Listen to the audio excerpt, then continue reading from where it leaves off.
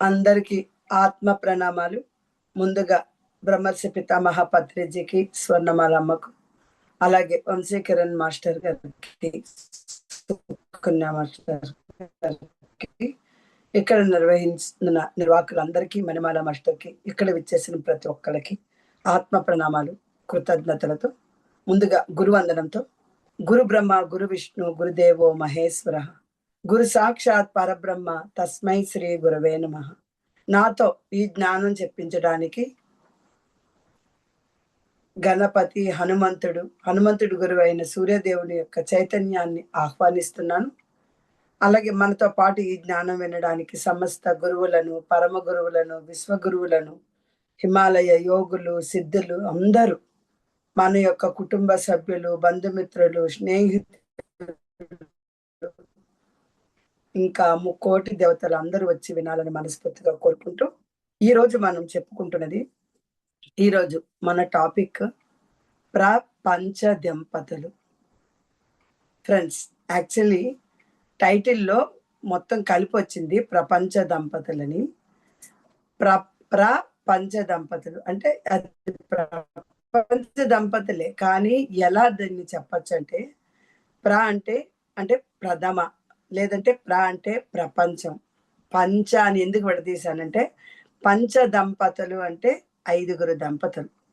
మన జీవితంలో, ప్రపంచంలో, అలాగే ఆధ్యాత్మికంగా కానీ, కుటుంబ పరంగా కానీ, లేదంటే మనిషి జీవితానికి కానీ ఈ పంచ దంపతులు ఎలా మనకి ఏం చెప్తున్నారు, మనకు ఆధ్యాత్మికంగా ఎలా ఉండాలని చెప్తున్నారు, కుటుంబ ధర్మంగా ఎలా ఉండాలి, ఆధ్యాత్మిక ఎదుగుదలకి ఎలా ఉండాలనేది చెప్పడం అనేది ఈ పంచ దంపతులు చెప్తారన్నమాట. అందుకనే మనం ఏమన్నాం,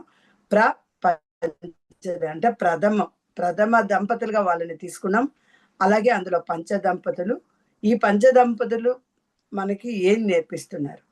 ఇది కేవలం దంపతులను వర్గీకరించడం కోసం మాత్రం కాదు ఫ్రెండ్స్. మనిషి జీవితం ఎలా ఉండాలి, కుటుంబ ధర్మం ఎలా ఉండాలి, ఆధ్యాత్మిక ఎదుగుదలకి వీళ్ళు ఎలా మార్గదర్శకులు అవుతారు ఫ్రెండ్స్.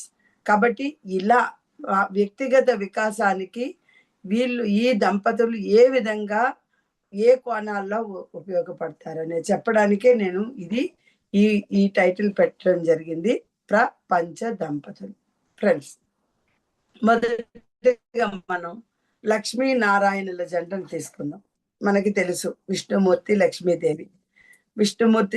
విష్ణుమూర్తికి ఏ చిన్న అవమానమైనా కూడా లక్ష్మీదేవి అసలు ఒప్పుకోరు, చాలా స్వాభిమానం గలవారు మనకు తెలుసు. వీళ్ళు ఏంటంటే, ఈ లక్ష్మీనారాయణుల జంటను మనం ఎలా చెప్పుకోవాలంటే, హృదయ ఏకత్వానికి ప్రతీక. మనం అంటే ఈ 2 హృదయాలు కలిస్తే ఏంటి, ఆ హృదయ ఏకత్వానికి ప్రతీక అంటే లక్ష్మీనారాయణుల జంట. అంటే ఇక్కడ మనం ఏ విధంగా తీసుకోవచ్చు? మనం మామూలుగా అయితే ఏం చెప్తాం, లక్ష్మీనారాయణులు, పార్వతీ పరమేశ్వరులు ఇలా చెప్తుంటాం కదా. వాళ్ళు అలా చెప్పుకుంటాం గానీ, మనం అంత తొందరగా వీళ్ళ వల్ల ఏం నేర్చుకుంటాం అనేది మనం కాన్సంట్రేట్ చెయ్యం. కాబట్టి అసలు మెయిన్ ఏంటి? లక్ష్మీ ఎక్కడుంటుంది? నారాయణ వక్షస్థలంలో ఉంటుంది కదా ఫ్రెండ్స్. మరి వక్షస్థలం అంటే ఏంటి? హృదయం. హృదయంలో ఏముంటాయి? ఆలోచనల కేంద్రాలు ఉంటాయి. కరెక్టే కదా ఫ్రెండ్స్. కాబట్టి లక్ష్మి ఎందుకు నారాయణ వక్షస్థలంలో ఉంటుంది? మనం ఏమనుకుంటున్నాం, ఆయన హృదయంలో లక్ష్మి ఉంటుంది కాబట్టి లక్ష్మీదేవిని ఇక్కడ మనం చూపిస్తాం వక్షస్థలంలో అనుకుంటాం. కానీ ఆ హృదయంలో ఏముంటుంది? ఆలోచనల కేంద్రాలు ఉంటాయి. మరి ఆలోచన కేంద్రాలకి భార్యని అన్వయిస్తూ ఆయన భార్యని ఇక్కడ పెట్టుకున్నాడు ఫ్రెండ్స్. అంటే భార్యాభర్తల ఆలోచన ఒకటే అయితే అది లక్ష్మీనారాయణుల జంట. అంటే చూడండి ఎంత అద్భుతం. ఆయన హృదయం దగ్గర లక్ష్మీదేవిని పెట్టుకుంటే మనం ఏమనుకుంటున్నాం, లక్ష్మీదేవిని పెట్టుకున్నాడు, ఆయన గుండెల్లో ఉన్న, మనం అంటాం కదా, నువ్వు నా గుండెల్లో ఉన్నావు, నువ్వు హార్ట్లో ఉన్నావు అంటాం. కానీ అక్కడ తత్వం ఏంటి, మనం అది తెలుసుకోవాలి. హృదయంలోనే ఉంటారు, గుండెల్లోనే ఉంటారు. ఆయన తత్వం ఏంటి? భార్యాభర్తల ఆలోచన ఒకటే అయితే అది లక్ష్మీనారాయణుల జంట. అందుకనే ఆలోచనలకు నిలయమైన ఆలోచనల కేంద్రమైన హృదయం పైన లక్ష్మీదేవిని పెట్టుకున్నారు ఆయన. అందుకే లక్ష్మీదేవి నారాయణని వక్షస్థలంలో ఉంటుంది ఫ్రెండ్స్. మరి ఇది మన మానవ జీవితానికి ఈ జంట మనకి ఏమి నేర్పిస్తుంది? మానవ జీవితం ఏం చెప్తుంది? మనకి ఈ జంట ఏమి నేర్పిస్తుంది ఫ్రెండ్స్? మానవ జీవితం అనేది నేను కాదు, మనము. ఫ్రెండ్స్, ఇక్కడ మనం తీసుకుంటే ద్వైత్యము అద్వైత్యంలోకి వెళ్తే మనకి ద్వైత్యం అంటే ఏంటి? నేను, నువ్వు, సమాజము అనేది 3 వేరుగా చూస్తాం. దాన్ని ఏమంటున్నాం మనం? ద్వైత్యము అంటున్నాం. కానీ మనం ఎప్పుడు ఆధ్యాత్మికంలోకి వచ్చిన తర్వాత అద్వైతంలో చూడాలి. అద్వైతం అంటే ఏంటి ఫ్రెండ్స్? నేను వేరు కాదు, నువ్వు వేరు కాదు. నేను ప్లస్ మనము ప్లస్ సమాజం. అంటే అక్కడ 3 కలిపి ఒక చైతన్యంగా ఏర్పడితే అప్పుడే మనం మాట వస్తుంది. చూడండి, మనం ఎప్పుడు కూడా మనము అనే అనాలి, నేను నాది అనకూడదు. నాది ఇప్పుడు మనకి ఈవెన్ మనం గైడ్ చేస్తున్నప్పుడు కూడా ఏం చెప్తున్నాం? మనము అంటున్నాం, అంతేగాని నేను అని చెప్పట్లేదు. నేనైతే నేను అని ఎప్పుడు చెప్పట్లేదు ఫ్రెండ్స్. నేను అంటే ఎందుకంటే అక్కడ నేను కాదు, మనము. ఆ నే అనేది ఎప్పుడైతే తీసేస్తామో అద్భుతాలు జరుగుతాయి ఫ్రెండ్స్. ఎందుకంటే రామ్తా మాస్టర్ కూడా అదే చెప్తారు, నేను అనేది ఉండకూడదు, నేను అనేది కాదు, మనం అనాలి అన్నట్టు. కాబట్టి ఇక్కడ ఏమవుతుంది? జీవితం అనేది నేను కాదు మనం అని ఎప్పుడు అనుకోవాలని ఈ మనకి జంట చెప్తుంది. నిర్ణయాలు భావోద్వేగాలపై కాదు, సామూహిక మంగళంపై తీసుకోవాలి. ఎందుకు నిర్ణయాలు ఇప్పుడు ఫర్ ఎగ్జాంపుల్ విష్ణుమూర్తికి భృగు మహర్షి వచ్చారు. విష్ణుమూర్తి ఆయన అహంకారాన్ని తగ్గించడం కోసం అని చెప్పేసి ఆయన అడుగున ఉన్న కాలు యొక్క 3వ కన్నుని చిదిమేస్తాడు. కానీ లక్ష్మీదేవి ఆ టైంలో అవన్నీ ఆలోచించరు. ఎందుకంటే ఆవిడికి తెలియక కాదు, ఆవిడ జగన్మాత, ఆవిడకి తెలీదా? ఆవిడకి తెలియక కాదు. ఆవిడేం చేశారు? అప్పుడప్పుడు నిర్ణయం అనమాట. నా భర్తకి గుండెల మీద అది నా స్థలము, నా స్థలాన్ని తంటారా? కాబట్టి నా భర్త ఏమీ అనలేదు, కాబట్టి నేను ఇక్కడ ఉండను. నా భర్తకి ఇది లేనప్పుడు నేను ఇక్కడ ఉండను అని చెప్పేసి ఏం చేశారు? అప్పటికప్పుడే నిర్ణయం, భావోద్వేగాలు, ఎమోషన్స్ పైన నిర్ణయం తీసుకొని ఏమయ్యారు? వాళ్ళిద్దరూ విడిపోతారు. కానీ ఎప్పుడైతే ఆలోచించుకొని అలాంటి పరిస్థితుల్లో మన మానవ జీవితంలో మనమైతే అంటే అది వాళ్ళు ప్రపంచ క్షేమం కోసం చేశారు అనుకోండి. వాళ్ళు ఏంటంటే అలా చేస్తేనే వాళ్ళు బయటికి వెళ్తారు. ఆ తర్వాత వెంకటేశ్వరుడు పద్మావతిగా వస్తారు. ఇవన్నీ ఉన్నాయి. అది పక్కన పెడితే మనం మన జీవితానికి అక్కడ వరకు తీసుకుంటే, ఆ భావోద్వేగ నిర్ణయాల వరకు తీసుకుంటే మనకి ఏ విధంగా మనకి ఏం చెప్తుంది అంటే మనము కలిసి కూర్చొని నిర్ణయాలు తీసుకోవాలి. ఏదైనా నిర్ణయం తీసుకునేటప్పుడు కలిసి చూడండి, చాలా మంది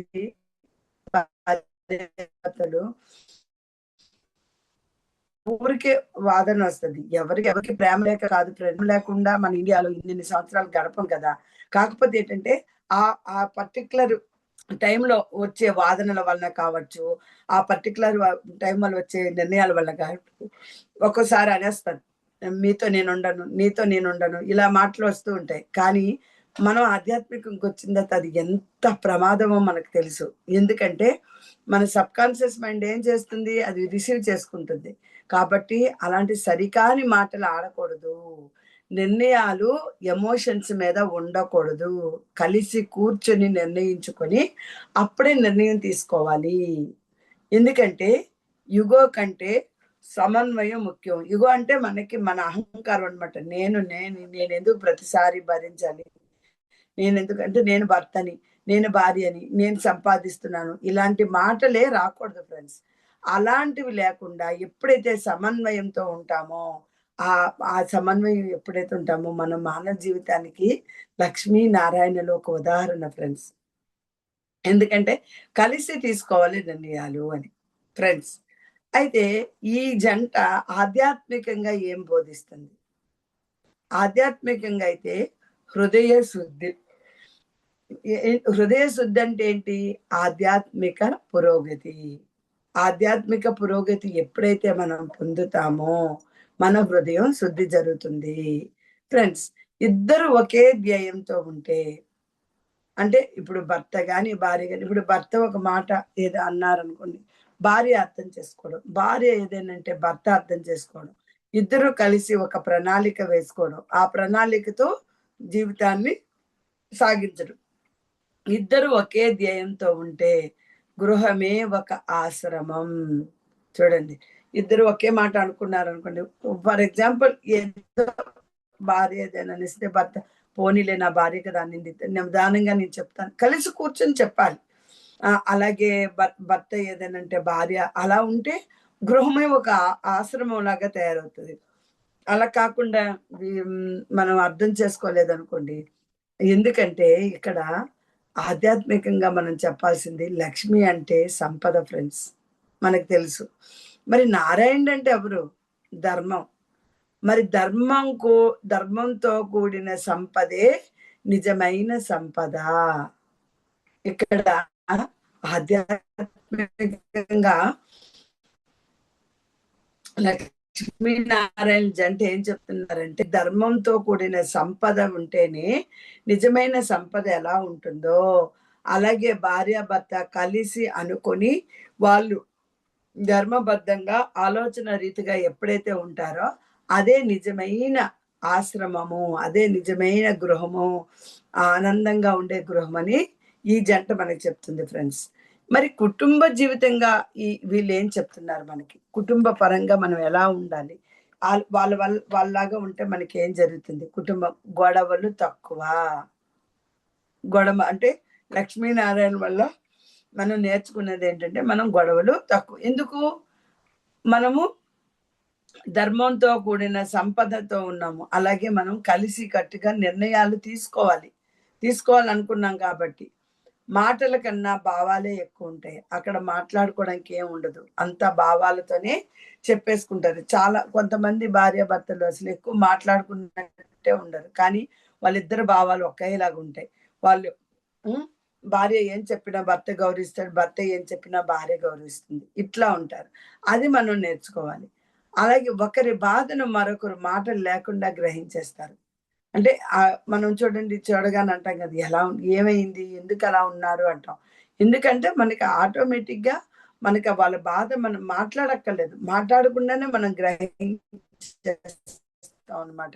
ఆహ్, ఆ స్థితి ఆ దంపతుల వల్ల మనం నేర్చుకోవచ్చు. అలాగే ఎప్పుడైతే భార్యాభర్తలు కరెక్ట్‌గా ఉంటారో, పిల్లలకు సహజంగానే సంస్కారం వస్తుంది ఫ్రెండ్స్. ఇప్పుడు చూడండి, మనం ముద్దైపోయి ఊరికే ముద్దుగా మనం అన్నీ నేర్పించేసామనుకోండి, కావాల్సిందంతా ఇచ్చేసి, ఫోన్‌లిచ్చేసి అంతా చేశామనుకోండి, వాళ్ళు కూడా అలాగే తయారవుతారు. అలా కాకుండా వాళ్ళు ఎదురుగుండా మనం ఫోన్‌లు పట్టుకొని, కూర్చొని చేశామనుకో, వాళ్ళు అలాగే తయారవుతారు. పిల్లలకి సహజంగా సంస్కారం ఎక్కడ రావాలి?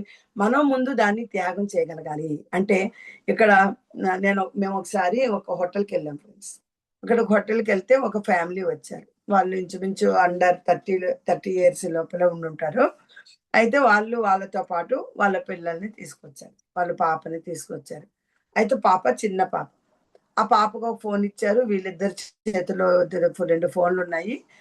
ఇద్దరు భార్య మట్టుగా భార్య ఏదో ఆహ్, చాట్ చేసుకుంటూ ఉంది.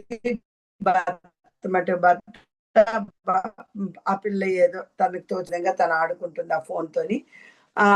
వెయిటరొచ్చాడు. వెయిటరొచ్చిన తర్వాత ఆర్డర్ ఇచ్చారు. వెయిటరొచ్చి ఆర్డర్ ఇచ్చిన తర్వాత ఆమె ఏం ఆర్డర్ ఇచ్చిందో ఆయనకి తెలీదు. ఆయన ఏం ఆర్డర్ ఇచ్చాడో ఆమెకు తెలీదు. ఆ పిల్లకి ఏం కావాలో అసలే తెలీదు వాళ్ళకి. తర్వాత ఆర్డర్ ఏదో వచ్చింది. ఇంకా ఫోన్ చూసుకుంటూనే ఆహ్, హ్మ్. ఆ అమ్మాయి ఏదో ఏం తింటుందో ఆమెకే తెలీదు. ఆ అబ్బాయి ఏం తిన్నాడో ఆ అబ్బాయికి తెలీదు. ఆ పిల్లేమో చూస్తుంది. అమ్మ పెడుతుందా? నాన్న పెడతాడా? నాకేమో ఏం పెడతారు అనేసి. అయితే భర్త అంటాడు, "ను నువ్వు పెట్టు, నువ్వు పెట్టు పాపకి ఏదో ఒకటి పెట్టు" అనేసి అంటాడు.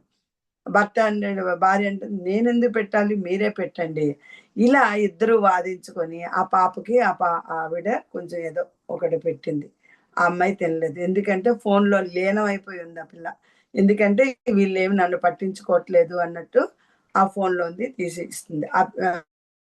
ఒకసారి పెట్టింది వాళ్ళ అమ్మగారు. పెట్టి ఇంకా ఆ అమ్మాయి తినకపోయేసరికి ఇంకా మొత్తం తినేసి జ్యూస్ తాగేసి హ్యాపీగా కూర్చున్నారు. నేను ఇదంతా గమనిస్తున్నాం. పక్క టేబుల్‌లో ఉన్నాం మేము. ఇదంతా అంటే అక్కడ అంతా అయిపోయింది. ఆ పిల్ల అప్పుడు వెళ్ళాలి కదా! ఆ పాప ఏం చేసింది? ఫోను నుండి బయటకొచ్చి ఏముంది తినడానికని చూసింది. ఏమీ లేదు. అమ్మగా తినేసింది. నాన్నగా తినేసాడు. ఇద్దరు తినేసారు. అడిగితే "నువ్వు తినలేదు కదా! ఇంకా నువ్వు అల్లరి చేస్తున్నావు" అనేసి చెప్తాను. అంటే చూడండి ఫ్రెండ్స్, అంటే అదే కదా పిల్లలు వాళ్ళిద్దరూ ఫోన్‌లో ఉండడం వల్లనే పిల్లలు కూడా నేర్చుకున్నారు. అదే వాళ్ళిద్దరూ ముగ్గురు ఫోన్‌లు పక్కన పడేసి తింటే ఆనందంగా తినేవాళ్ళు కదా! ఆ భార్యాభర్తల అనురాగంగా అద్ ఎంజాయ్ చేస్తూ తినేవాళ్ళు కదా! అంటే అర్థం ఇప్పుడు చాలా దగ్గరలో చూడండి. మీరు ఎప్పుడైనా గమనించి ఉండండి. బయటికి వెళ్తే ఎవరి ఫోనుల్లో వాళ్ళు ఎవరి దాంట్లో ఉండి అసలు ఏమి కావాలో భార్యాభర్తలకి ఏం కావాలో అది మిస్ అయిపోతున్నారు ఫ్రెండ్స్. ఇంట్లో కూడా అంతే. ఇంట్లో ఎవరి ఫోన్లు వాళ్ళకుంటాయి. నిద్రపోయేటప్పుడు కూడా మీరు గమనించి చూడండి. ఒక్కొక్కళ్ళ ఫోన్‌లో ఒక్కొక్క చేతిలో ఒక ఫోన్ ఉంటది. ఆ ఫోన్‌లతోనే ప్రపంచంతో అందరిని పలకరిస్తాం. కానీ పక్కనున్న ఒకరికొకరు భార్యాభర్తలు మాత్రం మాట్లాడుకోవడానికి కష్టాలు తప్పితే సుఖాలు కనబడవు. ఫ్రెండ్స్, కాబట్టి ఇక్కడ ఏం చెప్తున్నారంటే లక్ష్మీనారాయణుల జంట అలా కాదు. కూర్చొని నిర్ణయం తీసుకోవాలి. ఎవరైనా ఒక అవతల వ్యక్తి ఏదైనా చెప్పారంటే ఇవతల వాళ్ళు వినాలి. విని మా ఇలా చెప్పారంటే ఎందుకు చెప్పారు? అలా ఆలోచించుకునేటప్పుడు అంటే ఎవరో ఒకరికి అవ్వాలి ఫ్రెండ్స్ కొన్ని సార్లు. కాబట్టి ఎప్పుడైతే మనం నేర్పిస్తామో పిల్లలకి ఫోన్ ఇవ్వడం అంటే మాత్రం చాలా కథలు కనబడతాయి ఫ్రెండ్స్. ఎందుకంటే ఆహ్, హ్మ్. మనమే నేర్పిస్తున్నాం. అసలు పిల్లలకి ఫోన్ ఉందని తెలుసా? తెలీదు గదా! వాళ్ళకి ఆ ఫోన్‌లోని చిట్టి చిలకమ్మలు అవన్నీ వస్తాయని తెలుసా?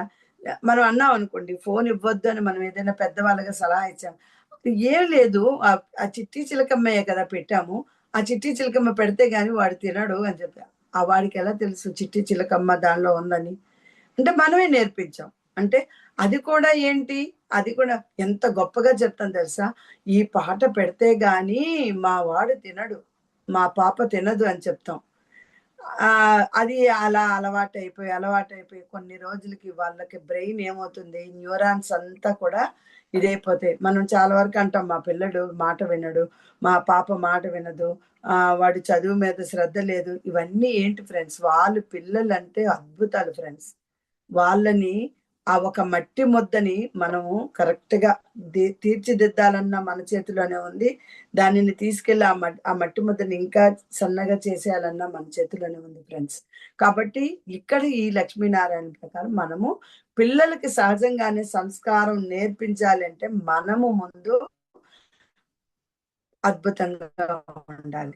వాళ్ళ ముందే గొడవలు పడడం, వాళ్ళ ముందే తిట్టుకోవడం, వాళ్ళ ముందే ఇవన్నీ కూడా ఉంటే అది. కాపోతే లక్ష్మీనారాయణలు అదే చెప్తారు. మనకి గొడవలు తక్కువ. మాటల కన్నా భావాలెక్కువుండాలి. ఎక్కువ వాదించకూడదు. ఎప్పుడు కూడా ఫ్రెండ్స్ భార్యాభర్తల మధ్య వాదన ఉండకూడదు. వాళ్ళేదైనా చెప్పారనుకోండి మనం మౌనంగా ఉండిపోతే అద్భుతంగా ఉంటది. ఆ రోజుకి అప్పటికి ఓహో! ఇది మౌనంగా ఉంది కాబట్టి ఓకే. మనం విందాం అనిపిస్తది. అదే మనం అప్పటికప్పుడే వాదించేసుకొని చేసామనుకోండి, చిలికి గాలివాన అవుతది. మా అమ్మగారు చెప్పేవాళ్ళు. చిలికి గాలి అంటే చూడండి, పెరుగు చిలక మజ్జిగొస్తది గదా! అలాగన్నట్టు ఇది కూడా ఏదో అయిపోతుంది. కాబట్టి ఫ్రెండ్స్, అది కుటుంబ జీవితంగా మనకి లక్ష్మీనారాయణ వల్ల మనం తెలుసుకోవచ్చు. వ్యక్తిగత వికాసం. మన ఇండివిడ్యువల్‌గా మనం వ్యక్తిగతంగా మనం ఏం నేర్చుకోవాలి? ఇద్దరిలో మానసిక స్థిరత్వం పెరుగుతుంది ఫ్రెండ్స్. అలాగే భయాలు తగ్గుతాయి. ఎందుకంటే ఒకరికొకరు మాట్లాడుకోవడం వలన ఏమవుతుందంటే భయాలు తగ్గుతాయి. ఈరోజు ఒక పేపర్ కటింగ్‌లో ఉంది. ఆహ్, మనం ఈ కాలంలో ఏమైపోయిందంటే ఇప్పుడుండే ఖర్చులకి కావచ్చు, పిల్లల ఫీజుల విషయంలో కావచ్చు, ఇవన్నీ ఆలోచించి ఏం చేస్తున్నారంటే భార్యాభర్తలు ఒకళ్ళు ఒకళ్ళు అబ్రాడ్స్‌లో ఉండడం, పిల్లల్ని పట్టుకొని భార్య ఇక్కడ ఉండడం, ఒంటరితనం ఇలాంటివన్నీ ఉంటాయి. డబ్బయితే మన చేతిలో ఉంటది. కానీ జీవితం మళ్ళీ మన దగ్గర రాదు కదా ఫ్రెండ్. ఒంటరితనం అనేది అలా అంటే నేను లా పరంగా చెప్తున్నాను. డిప్రెషన్స్ చాలా డిప్రెషన్ అనేది చాలా భయంకరం ఫ్రెండ్స్. ఈరోజు కూడా నేను ఒక పేపర్ కటింగ్‌లో చూసాను. ఒక తల్లి ఇద్దరు పిల్లలతో డిప్రెషన్ అయ్యి వాళ్ళకి ఏ లోటు లేదు. డబ్బుకు లోటు లేదు, దేనికి లోటు లేదు. కానీ ఒంటరితనం. కాబట్టి అక్కడ ఏం చేయాలి? భర్త సంపాదించడం కోసం ఎక్కడికో వెళ్ళిపోయారు. అంటే ఉన్న దానితోనే హ్యాపీగా ప్రశాంతంగా ఇద్దరు కలిసి ఉంటే ఆహ్, అది అది ఉండదు కదా ఫ్రెండ్స్. కాబట్టి ఎప్పుడు కూడా ఇద్దరిలో మానసిక స్థిరత్వం ఉండాలంటే భయాలు తగ్గించుకొని ఒకరికొకరు మాట్లాడుకోవాలి. ఆవిడ మాట్లాడుకోకుండా ఏం చేసింది ఆ డిప్రెషన్‌తో అనవసరమైన నిర్ణయాన్ని, సరికాని నిర్ణయాన్ని పిల్లలతో పాటు తీసుకుంది. ఫ్రెండ్స్ కాబట్టి ఆ భయాలు తగ్గించుకోవాలి. అలాగే అబండెన్స్ కాన్షియస్ పెరుగుతుంది. ఎప్పుడైతే ప్లానింగ్ అనమాట. మనం ఇలా చేద్దాము. మనం ఈ ఈ ఇలా ఇలా ఈ ప్లాన్ చేసుకుందాము. ఈ ప్లాన్ వల్ల మనము ఫ్యూచర్‌లో పిల్లలకు కూడా మనము సేఫ్టీగా ఉంచగలము అనుకునే ఒక కాన్షియస్ పెరుగుతుంది ఫ్రెండ్స్. అలాగే మనం మన భాగస్వామి నా శక్తి అనే భావం ఏర్పడుతుంది. అంటే మా మా భర్త నా మన ఎవరైతే భర్త అయితే భార్య వీళ్ళు నాకు నా శక్తి అనుకోవాలి. అంతేగాని వీళ్ళు నాకు ఎక్స్‌ట్రా లేకపోతే వీళ్ళుంటే నాకు బాలేదు అనే స్థితి రాకూడదు. కాబట్టి నా భాగస్వామి నా శక్తి అనే భావం ఏర్పడుతుంది ఫ్రెండ్స్. కలిసి ఉంటే కలదు సుఖం అని పూర్వం ఒక సినిమా ఉండింది. మనం కలిసి తిన్నా, తినకపోయినా మనం కలిసి ఉంటే అందులో ఉండే సుఖాలే వేరే ఉంటాయి ఫ్రెండ్స్. కాబట్టి అలా ఉండాలనేది లక్ష్మీనారాయణలు మనకి నేర్పించారు. ఓవరాల్‌గా మనం తీసుకుంటే వ్యక్తిగతంగా, కుటుంబంగా, ఆధ్యాత్మికంగా ఓవరాల్‌గా తీసుకుంటే ఈ జంట వల్ల మనకి నేర్పేది ఏంటి అంటే భర్త, భార్య హృదయాలు కలిసిన చోట దైవం తానే నివసిస్తాడు. భర్త, భార్య హృదయాలు ఎక్కడైతే కలుస్తాయో ఆ కలిసిన దగ్గర దైవము తానే ఉంటాడు ఫ్రెండ్స్. ఫ్రెండ్స్. ఎందుకంటే ఎప్పుడు కూడా వాళ్ళిద్దరూ ఒక దగ్గర కలిసి ఒక అద్దంగా అదే ఇప్పుడు అనుకున్నాం కదా! 4 పాయింట్లు చెప్పుకున్నాం కదా! ఆ 4 పాయింట్‌లో కలిసికట్టుగా ఉంటే అక్కడే దేవుడుంటాడండి. దేవుడెక్కడ గుడుల్లో లేడు, ఎక్కడ బయట లేడు, ఎక్కడ లేడు. మన హృదయాల్లోనే ఉన్నాడు. ముఖ్యంగా భార్యాభర్తలు. మన ఇండియా చూడండి 50 సంవత్సరాల పెళ్లి రోజులు కూడా చేసుకుంటాం. అంటే ఆ 50 సంవత్సరాలు వాళ్ళు గొడవలు పడలేదనా? వాళ్ళకి ఏ గొడవలు లేవనా? గొడవలంటే ఎలా అంటే చిన్న చిన్నవి గిల్లి కజ్జాలుంటాయి ఫ్రెండ్స్. అన్నీ ఉంటాయి. కానీ అర్థం చేసుకొని బ్రతికేటప్పుడు ఒకరికొకరు సమన్వయంతో ఉండేటప్పుడు ఆ హృదయాలు కలిసిన చోట ఎన్ని గొడవలొచ్చినా ఆ ఒక్క క్షణమే మళ్ళీ రెండో నిమిషం మళ్ళీ మామూలయిపోతాం. అలాగుండేటప్పుడు అద్భుతంగా 50 సంవత్సరాలేంటి ఫ్రెండ్స్ 100 సంవత్సరాల జీవితాన్ని కూడా హాయిగా గడిపేయొచ్చు.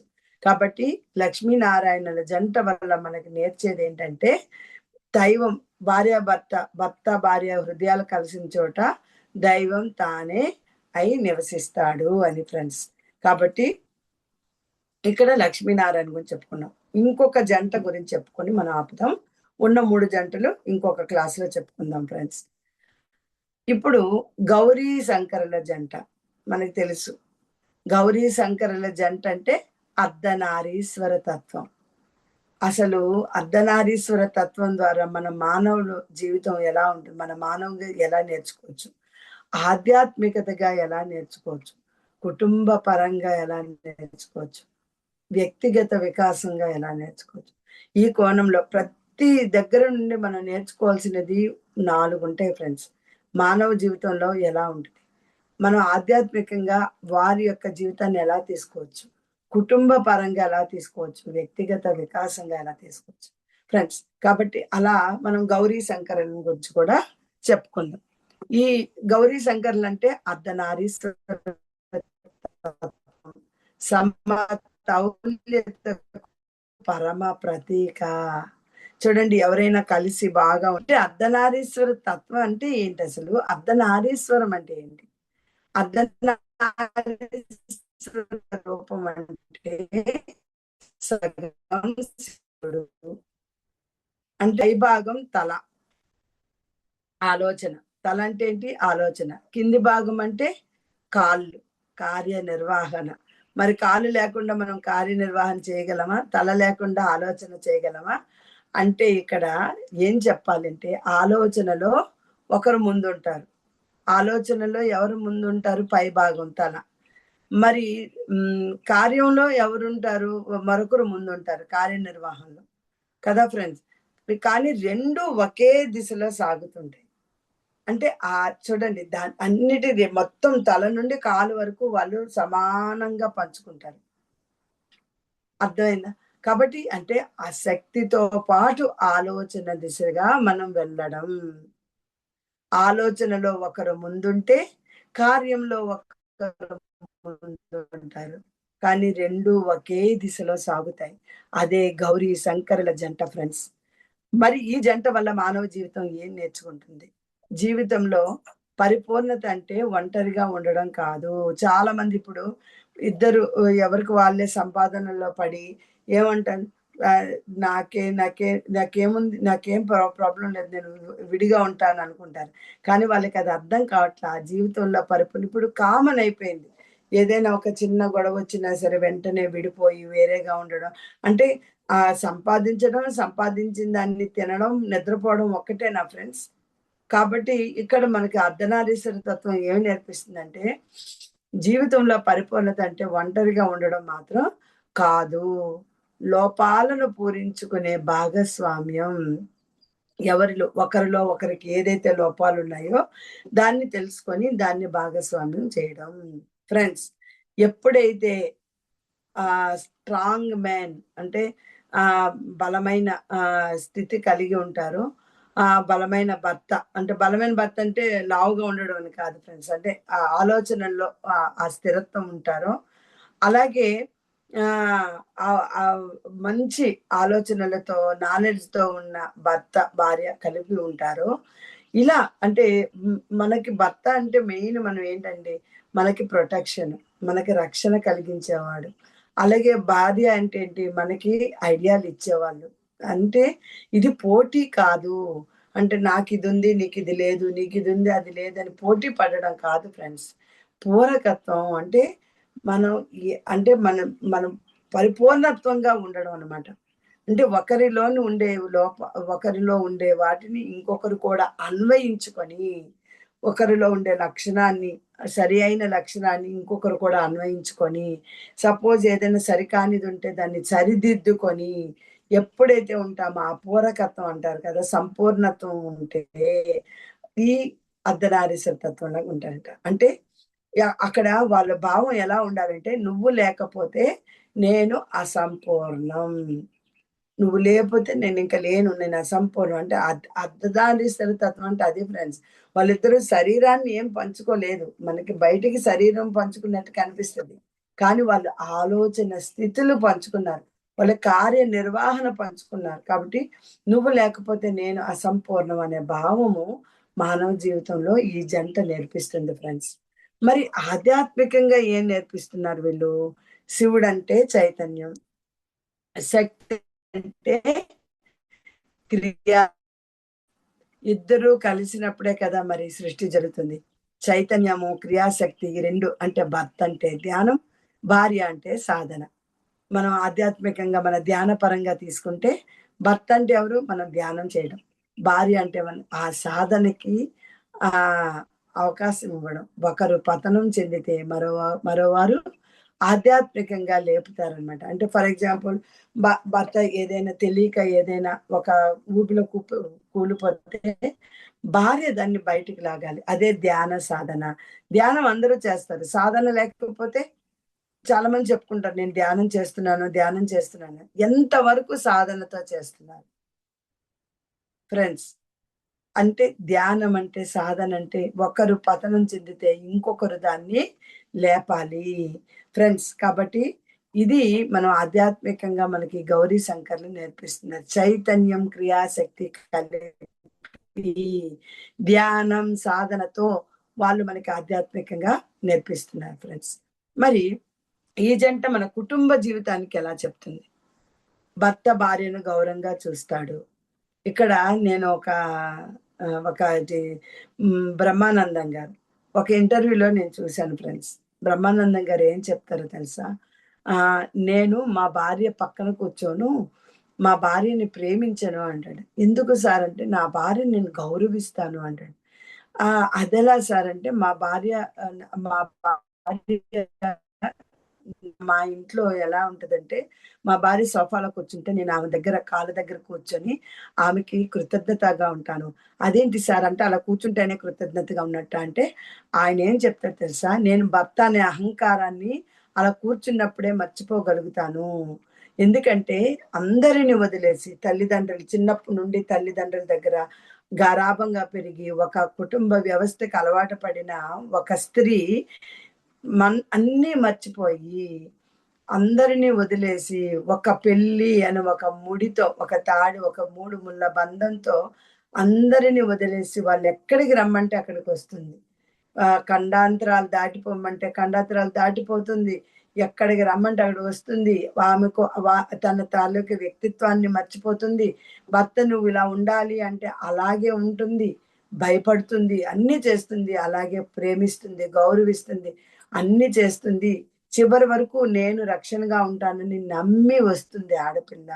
కాబట్టి అలాంటి ఆడపిల్ల మనం గౌరవించాలి అని చూడండి ఎంత వ్యక్తిత్వం కదా! అందరు భర్తలు ప్రపంచంలో ఇలాగే ఉంటే అసలెందుకండి? అసలు ఫ్యామిలీ కోర్ట్‌లెందుకు? భార్యాభర్తలు విడిపోవడం ఎందుకు? ఈ విడాకులెందుకు? ఈ చెత్త అంతా ఎందుకు ఫ్రెండ్స్? కదా! కాబట్టి భర్త భార్యను గౌరవంతో చూడడం, భార్య భర్తను ఆధారంగా భావించడం, ప్రొటెక్షన్. మనం ఎన్నైనా రావచ్చు. మనం నిర్ణయం తీసుకునేటప్పుడు మనం ఒకటి ఆలోచించాలి. మనకు కష్టం వచ్చినప్పుడు మనకెవరు రక్షిస్తారు? మన భర్తే కదా! మన భర్త ఉంటే మనం సమాజంలో ఎన్నో ఎదుర్కోవచ్చు ఫ్రెండ్స్. ఎందుకంటే మనం పూజలు చేస్తాం. అన్నీ చేస్తాం. భర్తని ఐదవతనం అంటాం, పుణ్యస్త్రీ పూజలంటాం, అన్నీ అంటాం. కానీ భర్తని ఇంట్లో ఏ విధంగా చూసుకుంటున్నాం? ఆత్మ పరిశీలన చేసుకోవాలి ఫ్రెండ్స్. భార్య భర్తను ఆధారంగా భావిస్తుంది. కాబట్టి కష్టకాలంలో ఈ పాత్రలు మళ్ళీ మారిపోతాయి. కష్టం వచ్చేసరికి భార్య భర్తను గౌరవిస్తుంది. భర్త భార్యను ఆధారంగా భావిస్తాడు. భర్త బలహీనుడైతే భార్య శక్తిగా మారాలి. భార్య కుంగిపోతే భర్త ఆశ్రయంగా నిలవాలి. అదే ఇందాక చెప్పుకున్నాం గదా!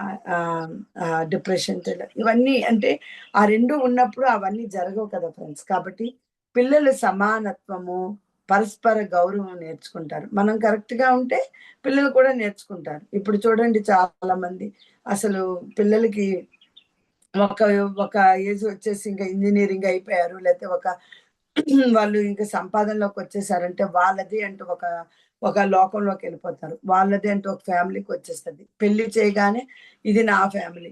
ఇంకా భార్య మళ్ళీ తల్లి, తండ్రి అందరూ బయట వాళ్ళైపోతున్నారు. ఈ ప్రపంచం, ఈ కాలం. అలా కాదు ఫ్రెండ్స్. అర్ధనారీశ్వర తత్వం అంటే కుటుంబమంతా కలిసి సమన్వయంగా పనిచేయడం. అప్పుడే పిల్లలు కూడా సమానత్వాన్ని నేర్చుకుంటారు. పరస్పర గౌరవాన్ని నేర్చుకుంటారు. ఇప్పుడు తల్లిదండ్రులు ఏం చేస్తున్నారు?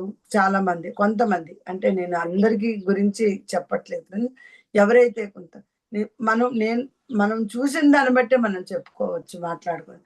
ముందు తల్లిదండ్రులే నేను ఒకసారి ఎక్కడికో వెళ్ళానండి. ఎయిర్‌పోర్ట్‌లోనే ఎక్కడో ఉన్నాను. పక్కన ఇద్దరు పేరెంట్స్ మాట్లాడుకుంటున్నారు. మా అబ్బాయి ఎవ్వరొచ్చినా బయటికి రాడండి.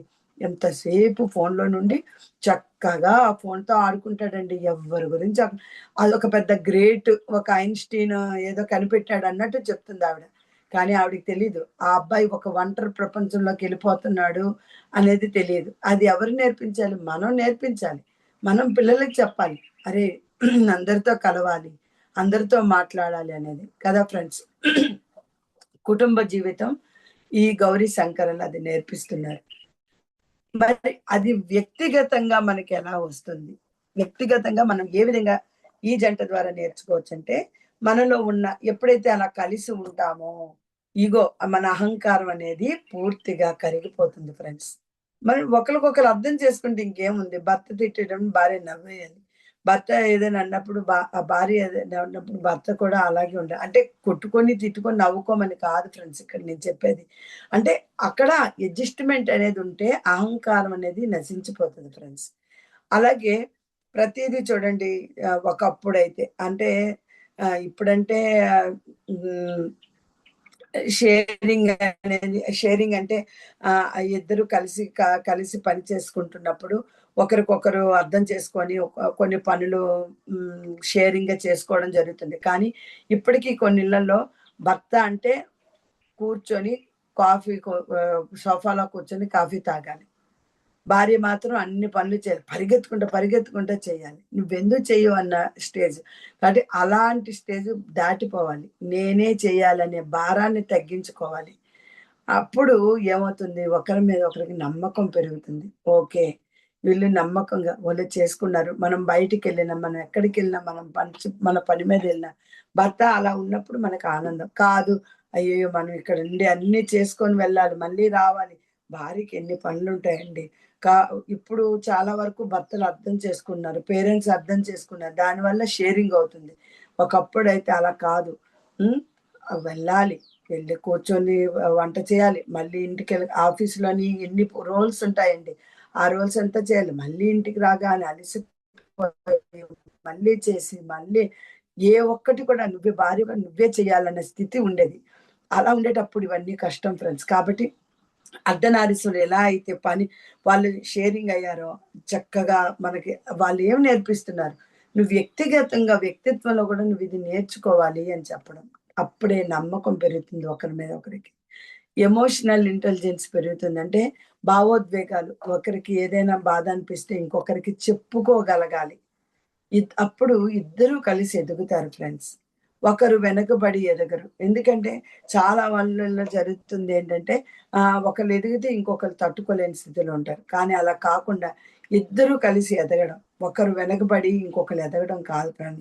అలాంటి భార్యాభర్తలు మనకు ఆదర్శంగా నిలుస్తారు. చూడండి, కొంతమంది ఊరికే విడిపోయే వాళ్ళున్నారు. ఊరికే కొంతమంది ఎప్పుడూ కలిసి బతికే ఉన్నారు. కాబట్టి ఈ జంట మనకు నేర్పేది ఏంటంటే ఇక్కడ జీవి